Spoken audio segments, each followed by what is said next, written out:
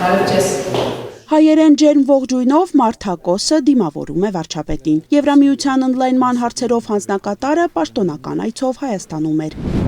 Dear Madam Commissioner, I welcome you and your delegation, and it is a pleasure to see you once again in the Republic of Armenia. And it is a good opportunity for us to discuss our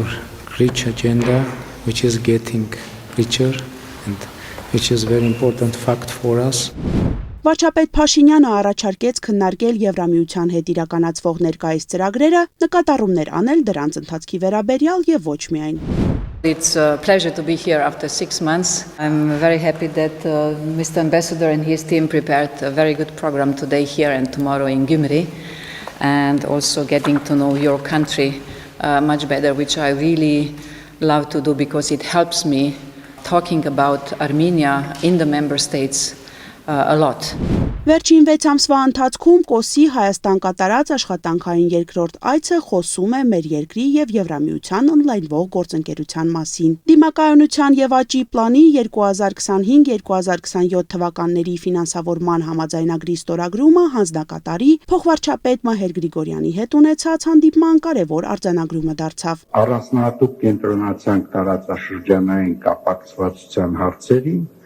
եւ այդ համատեքստում պայմանավորվեցինք շարունակել աշխատանքները կառավարության խաղաղության խաչմերուկ նախաձեռնության TRIP երկուղու եւ ԵՄԱ միջտարածաշրջանային կապակցվածության մասնավորապես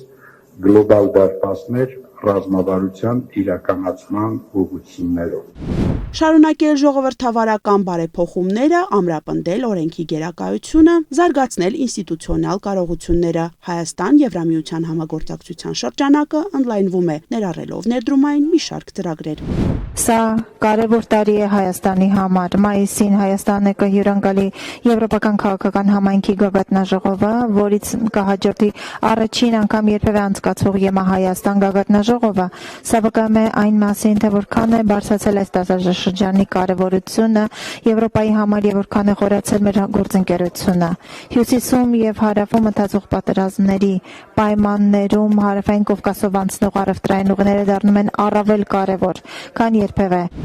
2024 թվականի ապրիլից հայտարարված աճի եւ դիմակայունության ծրագրից ի վեր Եվրամիությունը աջակցություն է տրամադրել արդեն շուրջ 7000 բիզնեսի եւ նպաստել 20000 աշխատատեղի ստեղծման։ ԵՄ-ն ֆինանսավորում է Հայաստանի կրթական համակարգի արդիականացումը, այդ թվում երկրի տարբեր մարզերում եւ դպրոցների վերանորոգումը, եւ մենք նպատակ ունենք շարունակելու սա։ Այդ ինչու մենք այսօր ստորագրել ենք ֆինանսական աջակցություն, որը ավելացնելու է բացելու է լրացուցիչ 140 միլիոն եվրոյի աջակցություն Հայաստանի համար։ Մարթակոսը հանդիպում է ունեցել նաև ներքին գործերի նախարար Արփինե Սարգսյանի հետ։ Հանձնակատարը գերազանց է գնահատել նախարարության աշխատանքները Եվրամիություն-Հայաստան վիզաների ազատականացման գործընթացում։ Միևնույն ժամանակ շեշտելով, որ Հայաստանը միակ երկիրն է աշխարհում, որ վիզաների ազատականացման ընթացիկ երկխոսություն ունի Բրյուսելի հետ։ Անի Գրիգորյան, Սյունիք լուրեր։